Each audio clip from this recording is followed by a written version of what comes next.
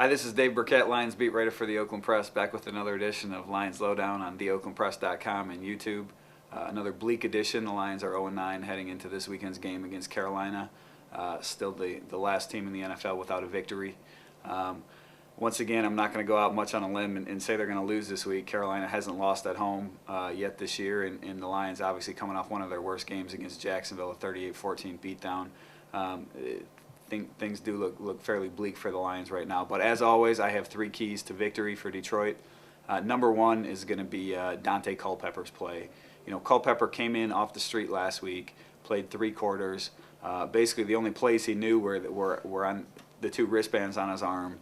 You know, he had 35 plays up for the game, and that really hampered the Lions' offense just in terms of some of the checks they could do and whatnot. But Rob Marinelli liked what he saw out of Culpepper in terms of his arm strength, in terms of his leadership, and you know, him and other people in the organization really do feel that Daunte gives them the best chance to win at quarterback. Some of the things that he can do in terms of throwing the ball downfield to Calvin Johnson, and just the attitude that he brings and the presence that he brings on the field. So they're going to need a little bit more out of him this week. He was 5 of 10 last week for just over 100 yards. You know, with a better grasp on the playbook now that he's actually had 2 full weeks of practice. You know, they expect him to open up the offense a little bit more. Still not to be too tricky, but maybe to take some more shots downfield. Number 2 is going to be stop the running game. You know, everybody's going to make a lot about Steve Smith for the Panthers this week, and he's a fantastic receiver.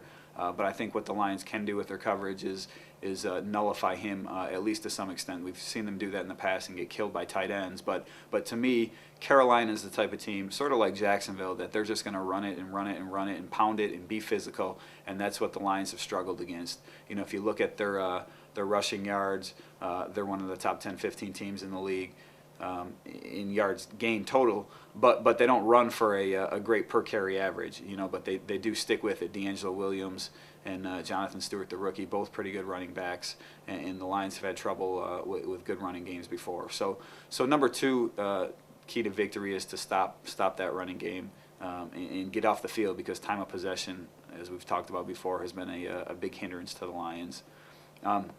And then number 3 is going to be get some pressure up front. You know, the Lions are going to be playing without both starting defensive ends this week, Dwayne White and Jared DeVries. Both are out with injuries. White had a calf strain, and DeVries broke his hand. So they're gonna try some different things up front. Cliff Avrill's probably going to start, either him or Corey Smith at one end, Ikaika Lama-Francis at the other.